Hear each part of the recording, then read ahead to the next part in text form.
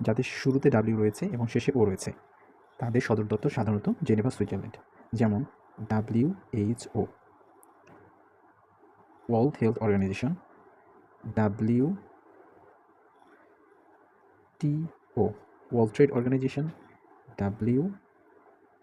WMO, World Meteorological Organization, WIPO, WIPO, World Intellectual Property Organization এবং WLO, World Labour Organization. জাতিসংঘের যে এই অর্গানাইজেশনগুলো রয়েছে এগুলো সকলের সদর দপ্তর জেনেভা, সুইজারল্যান্ড। এরপর আইটি দিয়ে রয়েছে দুটি, ITO, ITU, international telecommunication union. এরপর ইউনাইটেড নেশনস, ইউএনের রয়েছে চারটি। এই চারটি হলো UNHCR, UNC TAD, UNITAR, UNITAR, UNITAR, and UNHRC।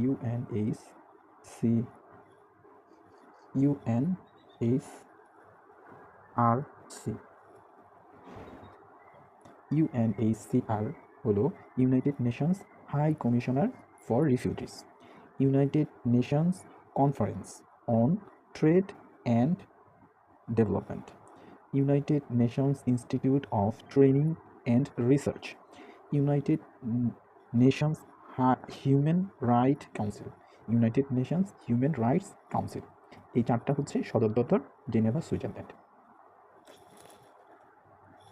এগুলোর বাইরে দুটি মনে রাখবো, ILO, International Labour Organization, and ICRM, এই দুটি। তাহলে আমি শুরু থেকে আবার বলছি, যাদের শুরুতে ডাব্লিউ রয়েছে এবং শেষে এম রয়েছে তাদের সদর দপ্তর জেনেভা, সুইজারল্যান্ড। যা আইটি দিয়ে রয়েছে দুটি, ITO, ITU। ইউএন দিয়ে রয়েছে চারটি, UNHCR, UNCTAD, UNITAR, UNHRC। এবং বাড়তি মনে রাখবো ILO এবং ICRM। সাথে থাকার জন্য ধন্যবাদ। Thank you. প্লিজ সাবস্ক্রাইব করে আমাদেরকে উৎসাহ দিন।